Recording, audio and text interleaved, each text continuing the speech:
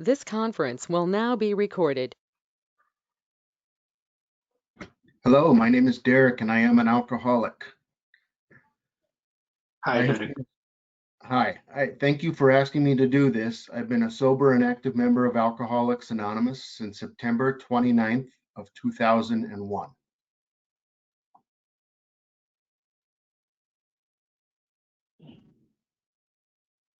Okay, ఆయన పేరు Derrick అండి. ఆయన సెప్టెంబర్ 29, 2001 నుంచి సోబర్ గా ఉన్నారు. You can go much further, Derrick. You can pause in like 4 minutes, every 4 minutes, something like that. Okay, perfect. Thank you.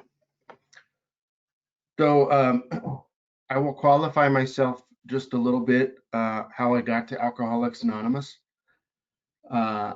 I was arrested on several felony cases. I don't know what you would call it in India, but I was involved in dealing drugs and was arrested in December of 2000 and spent 6 months in jail before I went to a corrections facility where Alcoholics Anonymous found me.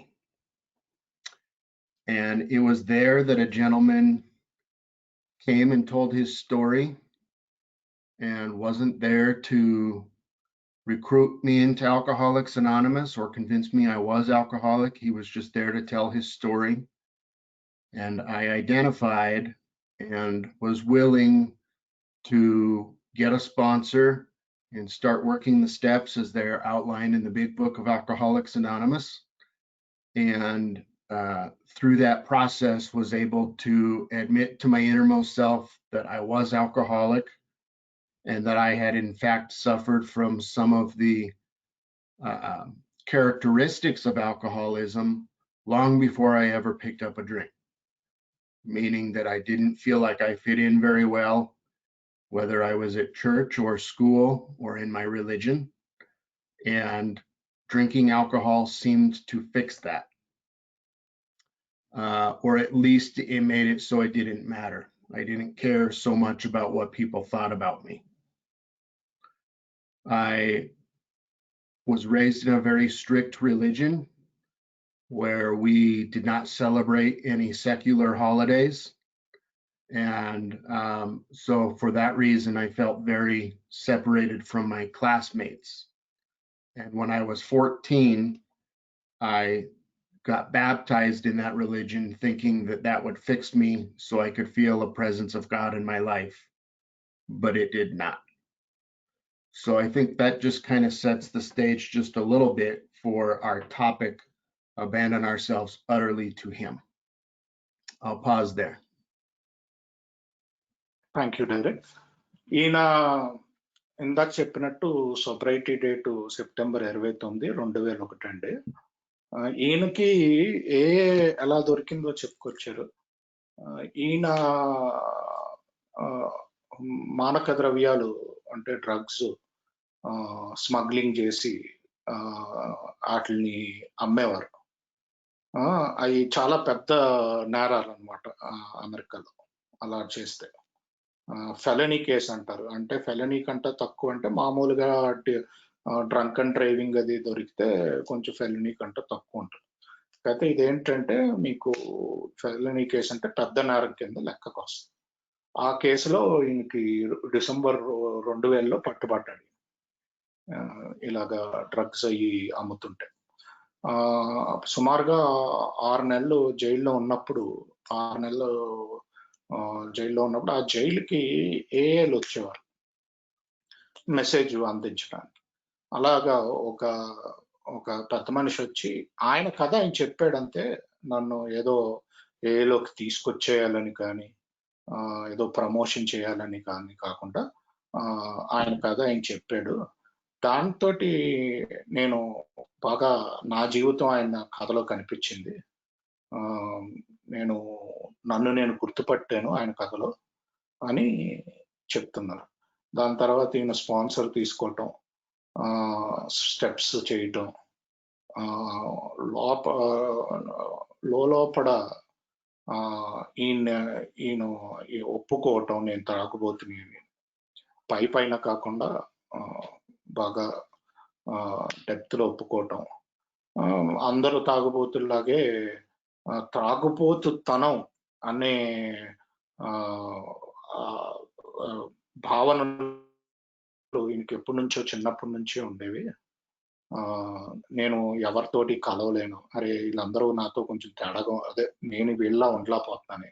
ఎక్కడైనా సరే చర్చ్‌లో అయినా, స్కూల్‌లో అయినా ఎవరితోటి ఎక్కడ కలవలేకపోయేవారు ఈయన. అది దాన్ని తాగుడు అనే ఇది దాన్ని దూరం చేసి కలవడానికి ఈయనకి తేలిక చేసింది. తాగుడుతోటి ఈయనకేంటంటే సమస్యలన్నీ తీరిపోయినట్టు, అందరితో కలుస్తున్నట్టు ఉండేది. తాగితే ఎవరేమనుకుంటున్నారో ఈయనకు అనవసరం. తాగకపోతే ఎవరేమనుకుంటున్నారని ఎప్పుడు అనుకుంటూ ఉండేవారు. ఈయన చిన్నప్పటి నుంచి పెంచింది కూడా బాగా స్ట్రిక్ట్‌గా ఒక మతంలో పెంచారు ఈయన్ని. అంటే వేరే మతాలకు సంబంధించిన సెలవులని వీళ్ళు ఏమీ పాటించేవారు కాదు వేరే వాళ్ళలాగా.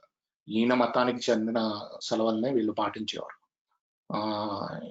ఈయనకి 14 ఏట ఈయన్ని బాప్టిజం అంటారు. అంటే ఆ మతంలో ఒక ఒక ఏమంటారంటే ఒక మతంలోకి తీసుకోవటం అన్నట్టన్నమాట. అంటే ఆఫీషియల్‌గా మతంలోకి చేర్చుకోవటం అన్నట్టు ఉంటదది. బాప్టిజం అని క్రిస్టియన్స్ చేస్తారు. బాప్టిజం చేయించిందేంటంటే ఇందుకు మెయిన్ కారణం ఏంటంటే ఈయన బాగుపడతాడు అని చెప్పి. కాకపోతే దాంతోటి ఈయనకి దేవుడిని కనుక్కోలేదు, బాగుపడలేదు. అదేమీ ఈయన బాగుపరచలేదు. సో ఇక్కడితో నుంచి టాపిక్‌కి మంచి సంబంధం ఉంటది అని చెప్తూ ఆయన కంటిన్యూ చేస్తారు. Please go head. Thank you. So, having come to a place where I know that my truth is that I am alcoholic and that on my own power, I cannot stop drinking, but also more than that, I cannot show up in people's lives like I would like to. I am a selfish and self-centered individual, that I start to look at my second step. And because of my being raised in that religion and that baptism having no electric effect like I expected, I had a very hard time with my second step and letting go of the ideas and beliefs that I had about spirituality and about God. And I was given a simple exercise to envision my mind opening up like a flower opens to the sun in the morning. And when the flower opens up, when my mind opens up, then the beliefs or ideas that are in there that are meant to stay will stay, and the ones that will go can go, and God can come in that space. And with that exercise, my mind started to open up to the possibilities of what God is, what spirituality is, that I could be restored to sanity, and that was about never having to drink again, but it was also about becoming the man that I believe God would have me be. And so then I am prepared to look at my third step, which was an entirely different idea. Growing up, I prayed to the God of somebody else's understanding, that I be relieved of pain or situations in my life so that I could feel better or look better. And the third step prayer, as it's written in the big book of Alcoholics Anonymous, is very different from that. Relieve me of the bondage of self, that I may better do thy will. Take away my difficulties, that victory over them may bear witness to those I would help, of thy power, thy love, and thy way of life. May I do thy will always. So that was more of an attitude that these things will be taken out of my life so that I can bear witness to others and be a demonstration of the power of God. I'll pause.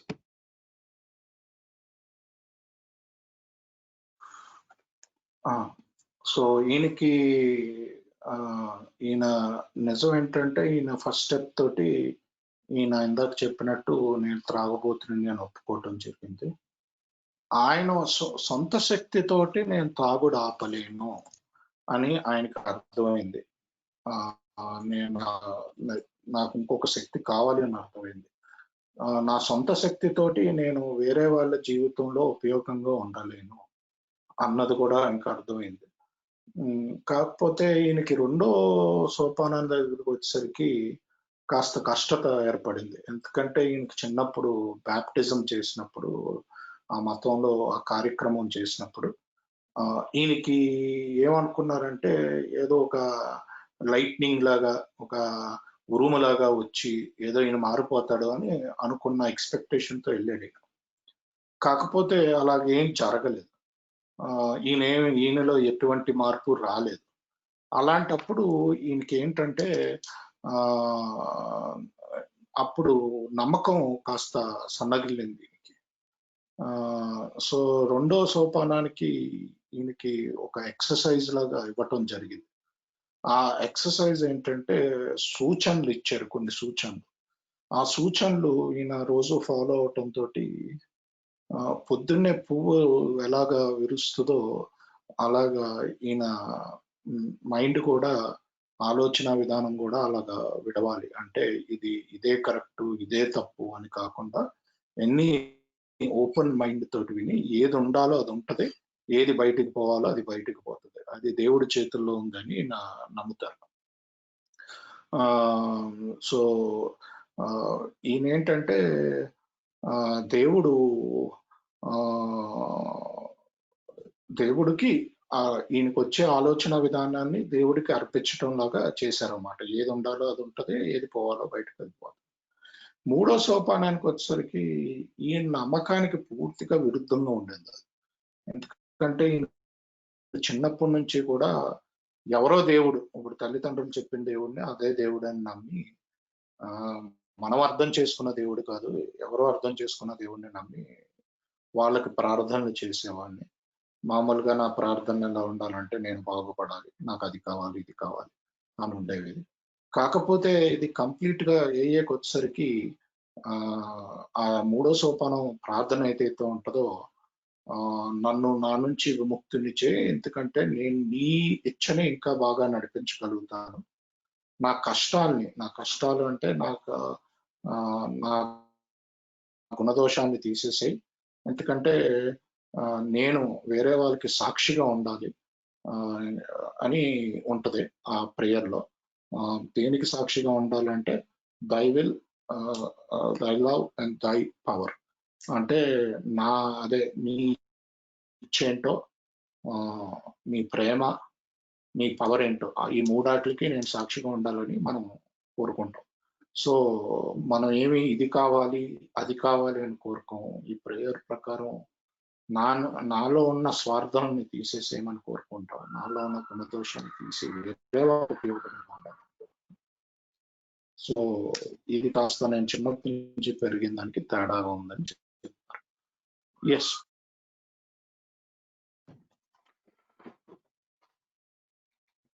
I started to experience what I believed was the intention in my third step when I had about 1 year sober. The courts that had sentenced me voluntarily waived all of my fees and restitution for my felony cases. And that was an answer to a prayer that God showed me how I could start making my financial amends in my 9th step. About a year after that, the courts again showed up and they offered to seal my felony record so that I would not be held back in society with the permanent record to my name. And I knew that happened to me so that I could bear witness to others, and that God was working very much in my life because I was sticking close to him and performing his work well, and actively being a member of Alcoholics Anonymous, in sponsorship, in service work. And it was those were both very big experiences in my early recovery. When I was 6 years sober, I met my wife, who is a member of the Al-Anon family groups, at a Big Book conference that we hold here in Colorado in July every year. I would invite you to come see us sometime, and it's called Fellowship of the Spirit Conference. And we were married in 2006 and bought a house and started to plan a family. And she became pregnant very fast. And then there were complications with the pregnancy, where she wound up being in the hospital for 6 weeks before our little girl was born, 5 weeks premature. She was born very healthy, but it was a scary experience. And we were carried through that again, I believe, as an opportunity to bear witness to those we would help, both in AA and in Al-Anon. And shortly after that, my father, who was alcoholic, became very sick and wound up dying of alcoholism. And a week after that, I lost my job for 4 months, and we were taken care of through that. So in that short period of time, some very big experiences happened in my life, and I didn't have to drink, and I didn't have to resort back to old behavior, because God was working in my life, and I had abandoned myself to him. I don't know about utterly, but to a very big degree. Okay. Thank you. So ఈయన 1 సంవత్సరం సోబర్గా ఉన్నప్పుడు ఈయన 3వ సోపానం యొక్క ప్రార్థనలు విలువ తెలిసింది. కోర్టులు ఏం చేసినాయి అంటే, మొత్తం ఈయన కట్టాల్సిన ఫీజులు, ఫైన్లు, ఈయన ఇంకా జైల్లో గడపాల్సిన సమయం మొత్తం అన్ని క్యాన్సిల్ చేసేసినాయి, రద్దు చేసినాయి. రద్దు చేస్తే ఇది ఎందుకు అయింది అంటే, ఇది కేవలం నేను ఒక సాక్షిగా నుంచుకోవడానికి, వేరే వాళ్ళకి ప్రోగ్రామ్ చేస్తే దేవుడికి దగ్గరగా ఉంటే ఆయన చేయాల్సింది చేస్తారు. అదే కాకుండా ఏం చేశారంటే, మొత్తం ఈయన జైలు రికార్డ్ని సీల్ చేశారు. సో ఈయన ఎక్కడికైనా ఉద్యోగానికి వెళ్తే ఫెలనీ రికార్డ్ ఉంటే ఎవ్వరు ఉద్యోగాలు అమెరికాలో అంత తొందరగా రావు ఉద్యోగాలు. ఎన్ని ఉద్యోగాల అప్లికేషన్ మీద కూడా అది అడుగుతారు అన్నమాట, ఫెలనీ ఉందా లేదా. సో అది సీల్ చేసేయటంతో ఈయన ఆర్థికంగా నిలబడడానికి బయటకు వచ్చాక ఆ జైలు నుంచి కుదిరింది. ఇది నేను ఒకే ప్రార్థన చేసేవాడిని, దేవుడా, నేను ఈ ఆర్థిక అమెండ్స్ ఏదైతే ఉన్నాయో, జనాలకి ఏమేమైతే డబ్బులు ఇవ్వాలో అవి చేయడానికి నువ్వు దారి చూపించాను ఒక ప్రేయర్ చేసేవాడిని. ఆ ప్రేయర్ తోటి ఈ ప్రేయర్ ఫలితమే ఇదని నేను నమ్ముతున్నాను. ఇది ఎందుకు జరిగింది నాకంటే, మీకు ఈ రోజు వచ్చి నాకు జరిగిన సంఘటనలు చెప్పి నన్ను నేను సాక్షిగా మీకు చూపించుకోగలుగుతున్నాను. దేవుడు నా జీవితంలో చాలా బాగా పనిచేశాడు. నేను చేసింది ఏం లేదు, ఆయనకి దగ్గరగా ఉండేవాడిని, ఆయన పని చేసేవాడిని. స్పాన్సర్షిప్ చైన్లో ఉండేవాడిని, స్పాన్సరింగ్ తీసుకునేవాడిని, సర్వీస్ చేసేవాడిని, ఇవన్నీ చేసేవాడిని కాబట్టి నాకు ఆయన నా పనులు చేసి పెడుతూ ఉండేవాడు అని నేను నమ్ముతున్నాను. 6 ఏళ్ల సోబరైటీ జీవితంలో ఈయన భార్య గారిని కలవటం జరిగింది. ఎక్కడ కలిసారంటే, ఆవిడ ఒక ఆల్అనాన్ మెంబరు. బిగ్ బుక్ కాన్ఫరెన్స్ జరుగుతుందంట కొలరాడోలో. మనల్ని కూడా ఆహ్వానిస్తున్నారు ఎప్పుడైనా రమ్మని. బిగ్ బుక్ కాన్ఫరెన్స్ లో ఫెలోషిప్ ఆఫ్ స్పిరిట్ అంటారంట. అంటే ఆధ్యాత్మిక ఫెలోషిప్ కింద వస్తుంది. ట్రాన్స్లేషన్ కరెక్ట్గా రాలేదు అక్కడ. 2006లో ఈయన పెళ్లి చేసుకోవటం జరిగింది. 2006లో ఆవిడ్ని పెళ్లి చేసుకున్నప్పుడు ఆవిడ తొందరగా ఈయన ఒక ఇల్లు కొనుక్కోవటం జరిగింది. తొందరగా ఆవిడ గర్భవతి అవ్వటం జరిగింది. ఆ గర్భానికి కొన్ని కాంప్లికేషన్స్ వచ్చినాయి. 6 వారాలు ఆవిడ హాస్పిటల్లో ఉండటం, బాబో పాపో ఒక 5 వారాలు ప్రీమెచ్యూర్ అంటారు, అంటే 9 నెలల నిండక ముందే 5 వారాల ముందే పుట్టింది. 5 వారాలు ముందు పుట్టినా కొంచెం ఆరోగ్యంగానే పుట్టింది. దీని నుంచి కూడా దేవుడు నన్ను తాపీగానే తీసుకెళ్ళాడు. ఇది కూడా నన్ను ఒక సాక్షి కింద ఉంచుతున్నాడు, పనిచేస్తాడు ఆయన జీవితంలో అని చెప్పి.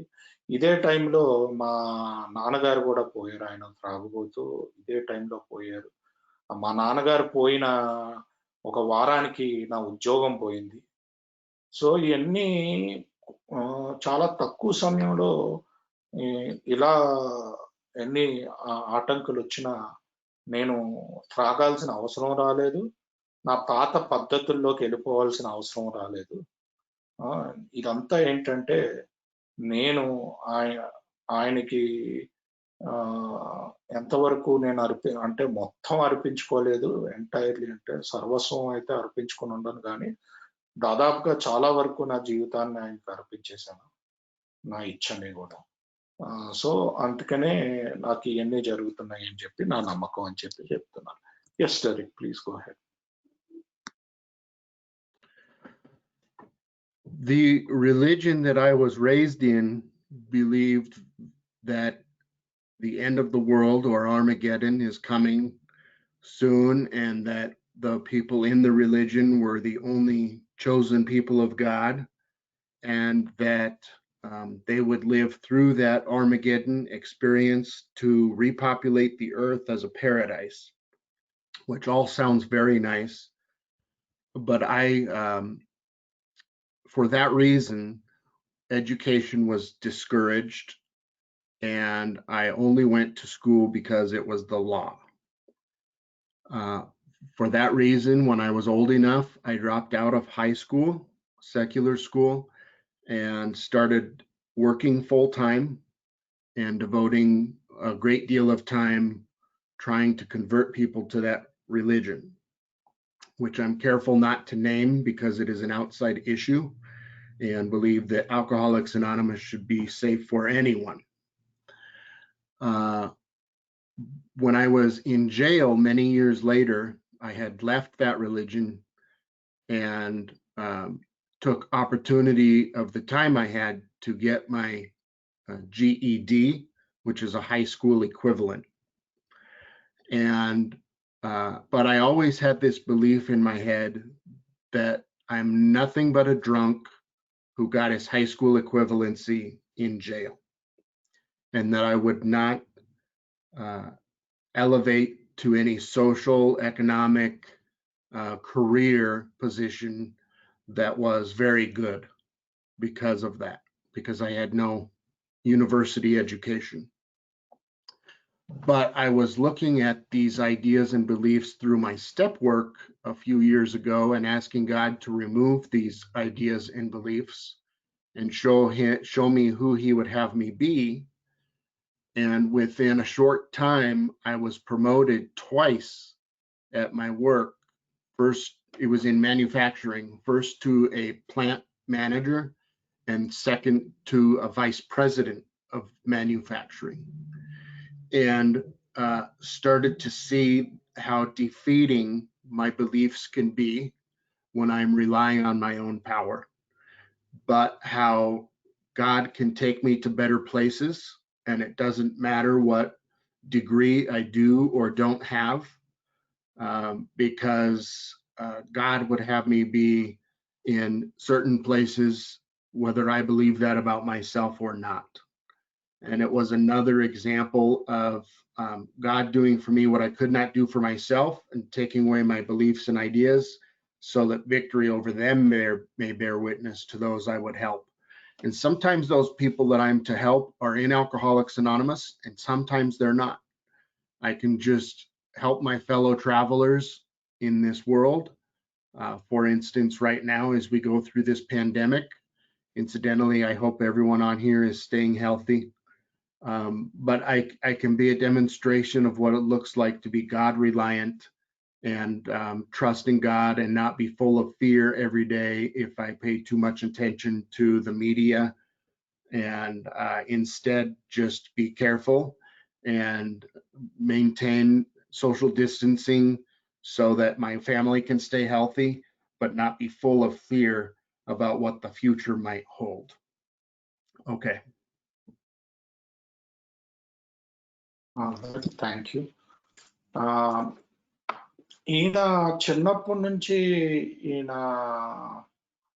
పెరిగిన మతం ఎలాంటిదంటే మొత్తం ప్రపంచం అంతా ఆర్మగెడన్ అంటారు. అంటే ప్రపంచానికి ఒక పెద్ద ముప్పు వస్తుంది, చాలా మంది చచ్చిపోతారు, దాంట్లో మనం మాత్రమే బతుకుతాం, ఈ మతానికి చెందిన వాళ్ళు మాత్రమే, దాని తర్వాత ఇక్కడే స్వర్గాన్ని మనం తయారు చేసుకుంటాం అని వాళ్ళు నమ్ముతారంట. ఆ కథ వినడానికి బాగుంటది కానీ అది ఏమీ నాకు పని చేయలేదు ఆ కథ అని చెప్తున్నారు. ఆ మతం ప్రకారం చదువు కూడా చదువుకోమని చెప్పరంట మతంలో ఎక్కువ. కాకపోతే నేను చదివింది కేవలం నేను ఏ రాష్ట్రంలో అయితే పెరిగానో ఆ రాష్ట్రంలో స్కూల్కి వెళ్ళటం కంపల్సరీ, అది చట్టం గురించి నేను చదివాను. 10వ క్లాస్లో నేను స్కూల్ మానేశాను. 10వ క్లాస్లో స్కూల్ మానేసి చాలా మందిని మా మతంలోకి మార్చాలని ప్రయత్నించాను. ఆ మతం పేరు నేను ఇక్కడ చెప్పను, ఎందుకంటే అది అవుట్ సైడ్ ఇష్యూ, అందరికీ కాబట్టి, ఆ మతంలో ఉన్న వాళ్ళకి బయట మతాల్లో ఉన్న వాళ్ళకి కూడా కాబట్టి పేరు మట్టుకు నేను చెప్పను. కాకపోతే నేను ఇలా చేసినోడిని నేను జైల్లో ఉన్నప్పుడు ఆ మతాన్ని నేను వదిలేయటం జరిగింది ఏఏలోకి వచ్చాక. నా 10వ తరగతిని జైలు నుంచే నేను పూర్తి చేశాను.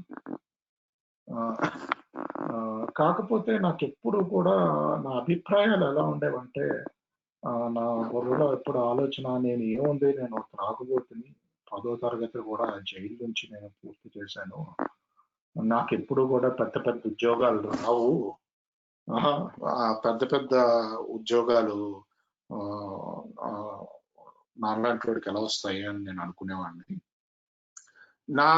ఈ యొక్క ఆలోచనలు, ఈ యొక్క నా బుర్ర చెప్పే సూచనలు నేను నమ్మటంతో చాలా రోజులు నేను ఎదగలేదు.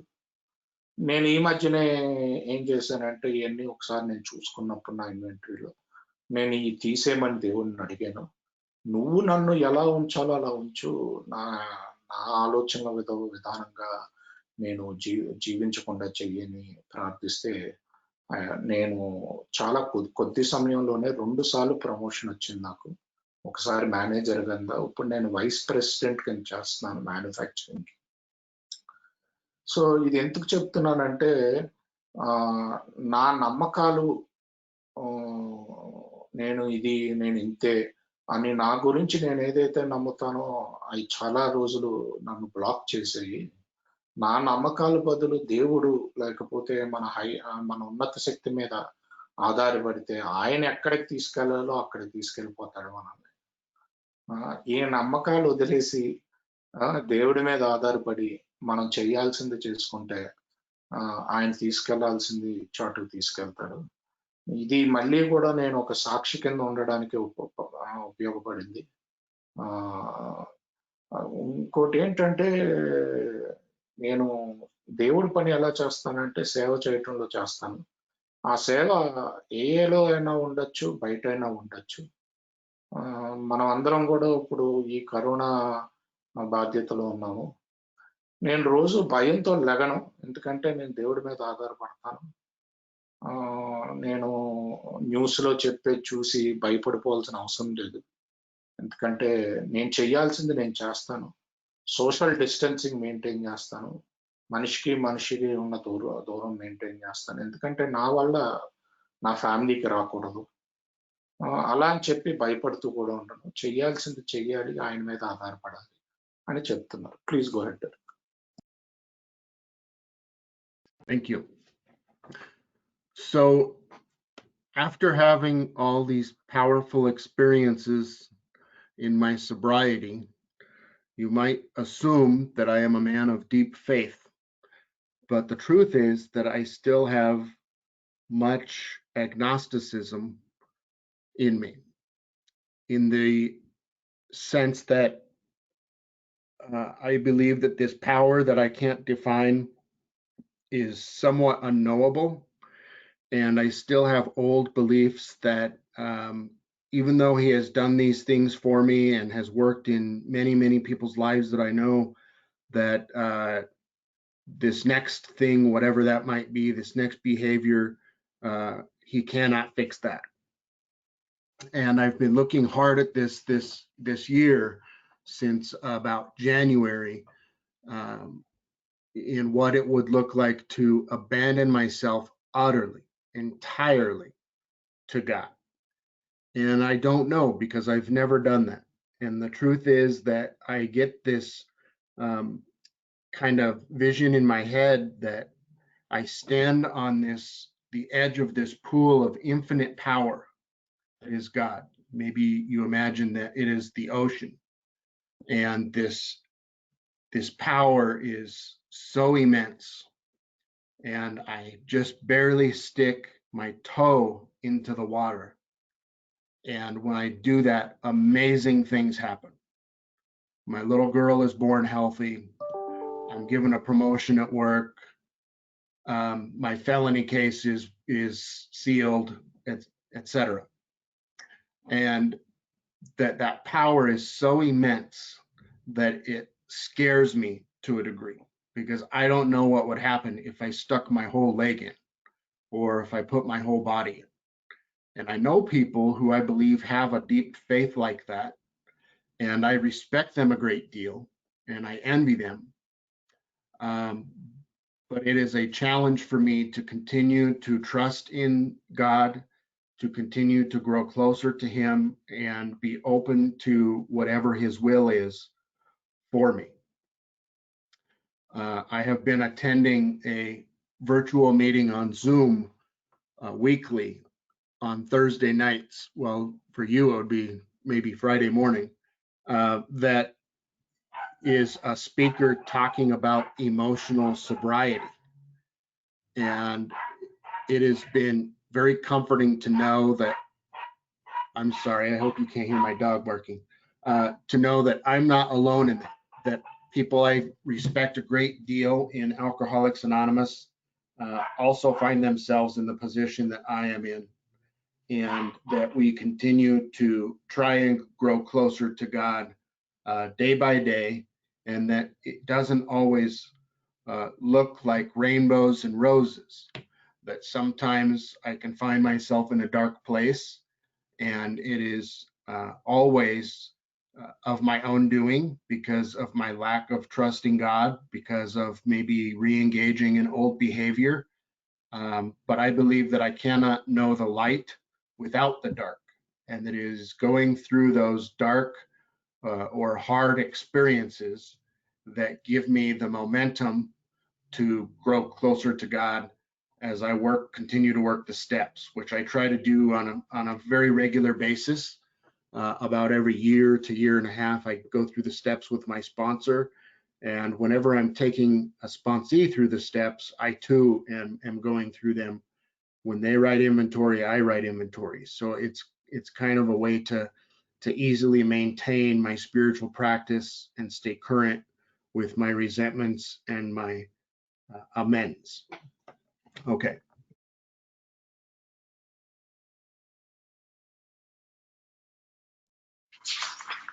Right, thank you. ఏంటంటే అండి, ఇవన్నీ జరిగినాయి కదా నా జీవితంలో. మీరు ఏమనుకోవచ్చు అంటే, నాకు పూర్తిగా విశ్వాసం, నమ్మకం చాలా ఉంది అని అనుకోవచ్చు. కాకపోతే నిజం ఏంటంటే, దేవుణ్ణి నమ్మి నమ్మనట్టే ఉంటాను. ఇంగ్లీష్లో అగ్నాటిజం అంటారు. అప్పుడప్పుడు నమ్మకం ఉంటుంది, అప్పుడప్పుడు ఉండదు. ఎందుకంటే ఈ శక్తి నాకు కంప్లీట్గా అర్థం కాలేదు. అర్థం కాకపోయినా పర్లేదు. కాకపోతే నాకు ఎప్పుడు ఏంటంటే, సరే ఇవన్నీ చేశాడు కదా, మళ్ళీ కొత్త సమస్య వస్తుంది. కొత్త సమస్య వచ్చినప్పుడు అది చేస్తాడన్న నమ్మకం తొందరగా రాదు. ఏమో ఇది అవ్వదేమో అనిపిస్తూ ఉంటది. ఏంటంటే చాలా వరకు నన్ను జైలు నుంచి బయటకు తీసుకొచ్చాడు. కేసులన్నీ పడినయి. నాకు 2 ప్రమోషన్‌లొచ్చినియి. నా పాపేమో చాలా ఆరోగ్యంగా పెరుగుతుంది. ఇయన్నీ జరిగినా సరే నాకు అప్పుడప్పుడు వచ్చే సమస్యకు మళ్ళీ ఇది అవ్వదేమో అన్న అనుమానం వస్తూ ఉంటది. నేను ఇది జనవరి నుంచి ఒక నిర్ణయం తీసుకున్నాను. అసలు ఎలా ఉంటది మొత్తం నన్ను నేను అర్పించేసుకుంటే ఇలాగా సగం సగం కాకుండా అని ఆలోచిస్తున్నాను. కాకపోతే నేను ఎప్పటికీ అది చేయలేకపోయాను. నేను చేయలేదు ఇప్పుడు దాకా. నేను ఒక ఈ పవర్ అన్నది ఉన్నత శక్తి అన్నది ఒక పెద్ద సముద్రంలో అయితే, ఆ సముద్రం ఒడ్డు నుండి ఏదో నా బొటకన వేలు పెడుతున్నాను లోపలికి. ఆ బొటకన వేలు పెడితే చాలు మొత్తం జీవితంలో సమస్యలన్నీ తీర్చేస్తున్నాడాయన. ఆ!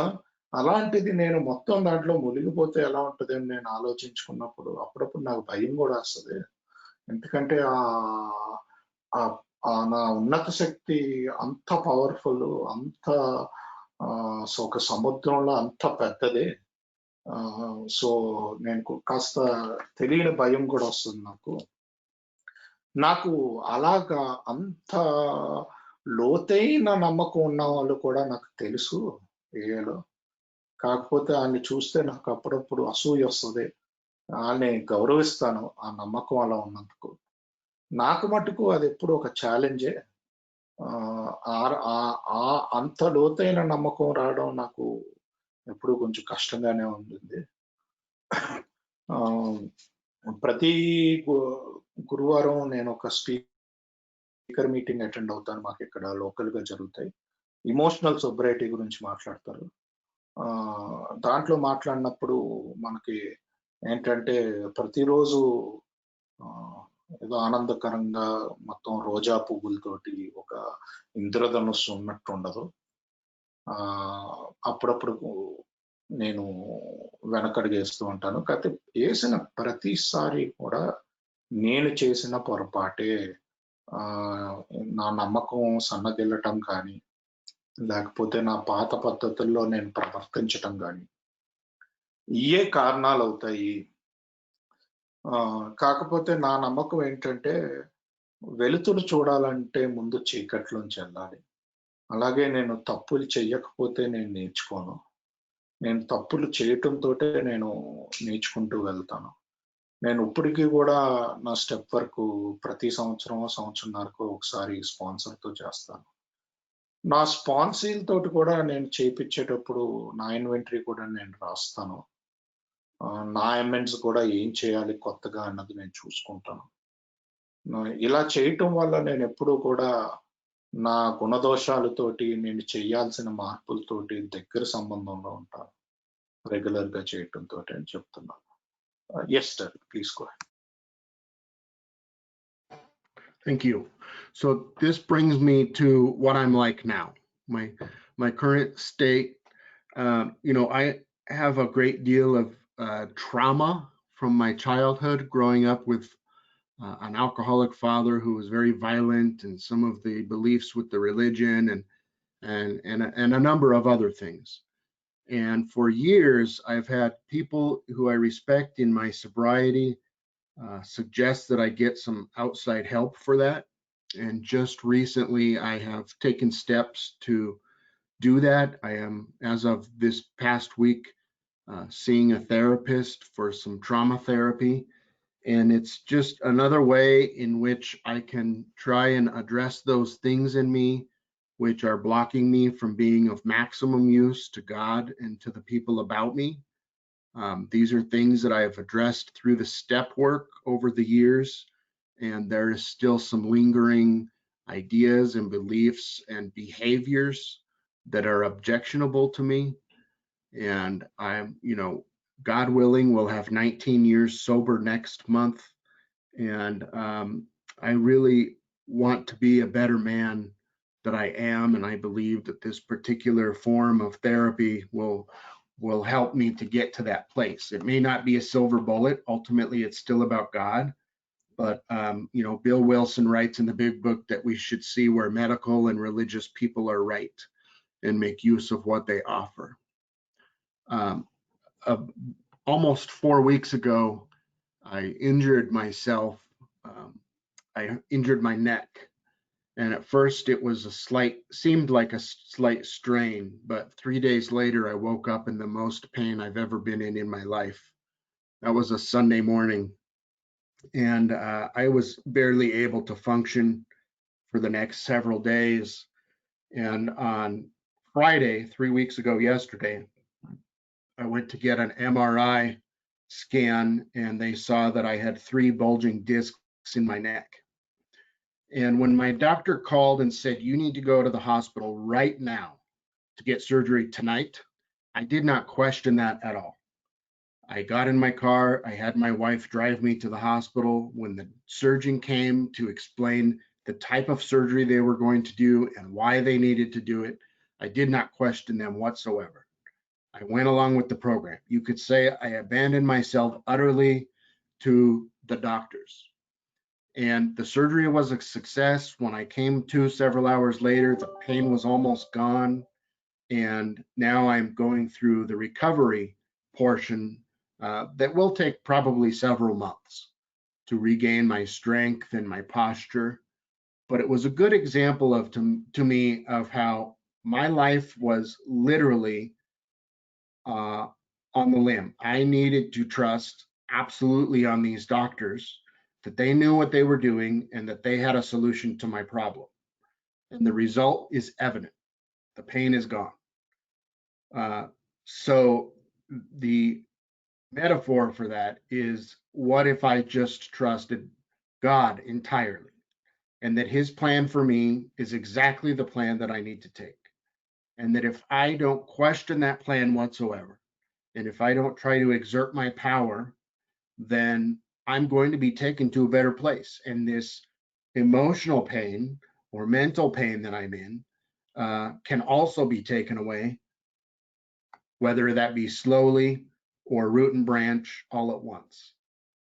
So this is my new exercise, trying to imagine through meditation that God is the doctor, that he wants the best for me, and that he's just here to take my pain away again so that I can bear witness to those I would help. And one of the ways that I have an opportunity to help others is by speaking from time to time like this. And so I'm going to wrap up with that, but I want to thank you so much for asking me to do this. It's a great honor to share a little bit about how my spirit has been awakened as the result of working the 12 steps of Alcoholics Anonymous out of the Big Book.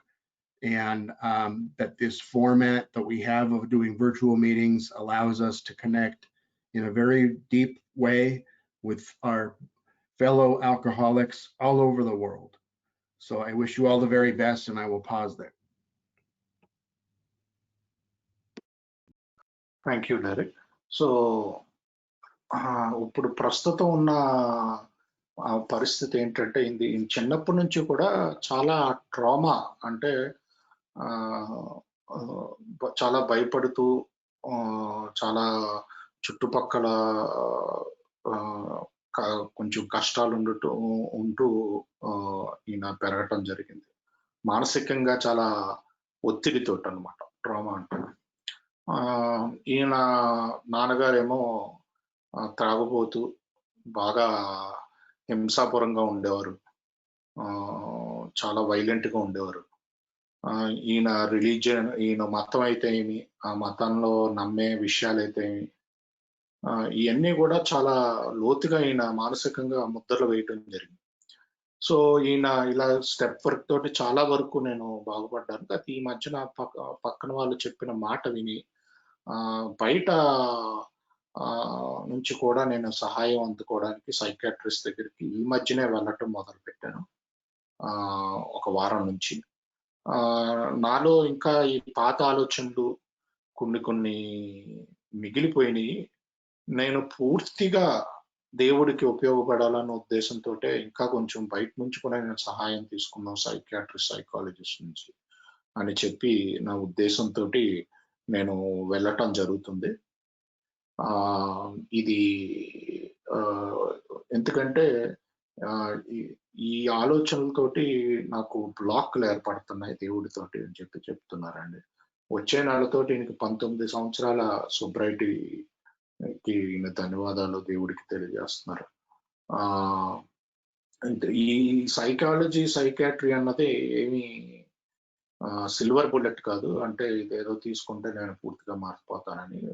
మొత్తానికి ఆఖరికి దేవుడు ఇచ్చే జరిగేది. కాకపోతే బిల్డబ్ల్యూ పుస్తకంలో ఏం రాస్తారంటే, బయట నుంచి ఎంత సహాయం తీసుకోగలిగితే అంత సహాయం తీసుకోండి అని రాస్తారు. అది మతం అవ్వచ్చు, లేకపోతే డాక్టర్లు అవ్వచ్చు, దేవుడు మనకి అందించిన అస్త్రాలు అన్నట్టు మాట్లాడతాడు బిల్డబ్ల్యూ బిగ్ బుక్ లో. దాని ప్రకారమే నేను చేస్తాను. 4 వారాల క్రితం ఏదో కొంచెం మెడ నొప్పి వచ్చింది. మెల్లిగా కాస్త నొప్పి నుంచి బాగా భరించలేని నొప్పి వచ్చింది. చాలా రోజులు నొప్పితో బాధపడితే ఎంఆర్ఐ స్కాన్ తీశారు. ఎంఆర్ఐ స్కాన్ తీస్తే డాక్టర్ నాకు హాస్పిటల్ నుంచి ఫోన్ చేసి ఇమీడియట్ గా నువ్వు వచ్చి ఆపరేషన్ చేయించుకోవాలంటే నేను ఏం మాట్లాడకుండా కార్ ఎక్కి వెళ్ళాను. ఏమీ నేను క్వశ్చన్ చేయలేదు డాక్టర్ని. ఈ హాస్పిటల్లోకి వెళ్ళాక కూడా సర్జన్లు అందరూ ఇలా ఇంతకు చేస్తున్నాము, దీని గురించి చేస్తున్నాము, ఇలా చేస్తామని చెప్తే నేను ఏమి ఒక్క ప్రశ్న కూడా వేయలేదు. ఎందుకంటే ఇది దేవుడి ప్లాన్. నాకు ఆ డాక్టర్ రూపంలోనే దేవుడు చేస్తున్నాడు అని నేను నమ్మాను. దీన్ని పూర్తిగా వదిలేయటం అని నేను నమ్ముతున్నాను దేవుడి చేతుల్లో, ఏమీ క్వశ్చన్ అయ్యకుండా. ఈ విషయంలో నేను పూర్తిగా డాక్టర్ చేతుల్లో వదిలేశాను. దానికి నిదర్శనం ఏంటంటే, ఇప్పుడు నాకు మొత్తం ఆ నొప్పి పోయింది. మొత్తం పూర్తిగా నేను రికవర్ అవ్వాలంటే చాలా నెలలు పడుతుంది. కాకపోతే నా నిదర్శనం ఏంటంటే, మొత్తం ఆ నొప్పి అంతా పోయింది. అది డాక్టర్ చేతుల్లో పెట్టేశాను. ఏ ప్రశ్నలు అడగకుండా సైలెంట్ గా దేవుడి చేతుల్లో పెట్టినట్టు ఆపరేషన్ చేయించుకున్నాను అని చెప్తున్నారండి. ఎప్పుడు కూడా దేవుడి ప్లాన్ ని క్వశ్చన్ చేయకూడదు. మనం క్వశ్చన్ చేయకపోతే మన మానసిక మన బుర్రలో ఆలోచనలు వీటి ద్వారా వచ్చే బాధ బాగా తీసివేయబడతాయి. ఎప్పుడైతే మనం దేవుడిచ్చిన దారిని మనం ప్రశ్నించడం మొదలు పెడతామో అప్పటి నుంచి మనకి ఈ మానసిక బాధ అన్నది పెరుగుతూ పోతుంది. నేను ఎప్పుడు కూడా నా ధ్యానంలో ఆ డాక్టరే దేవుడు అన్నట్టు అప్పుడు ధ్యానంలో నేను అనుకున్నాను. సో అలాగా ఆయన చేతుల్లో నేను నా జీవితాన్ని పెట్టేశాను. నేను ఇంకొక విధంగా సర్వీస్ చేసేది ఏంటంటే, అప్పుడప్పుడు ఇలా మాట్లాడుతూ ఉంటాను మీటింగ్స్ లో. అది కూడా నేను చేసేది అని నమ్ముతున్నాను. మనకి ధన్యవాదాలు చెప్తున్నారండి. ఈరోజు ఆయన ఆధ్యాత్మిక చైతన్యం కేవలం ఈ 12 సోపానాలు బిగ్ బుక్ లో ఉన్నట్టు సాధన చేయటం వల్లే సాధ్యమైందని చెప్తూ సెలవు తీసుకుంటున్నారు. Thank you Derek. Thank you for your sharing.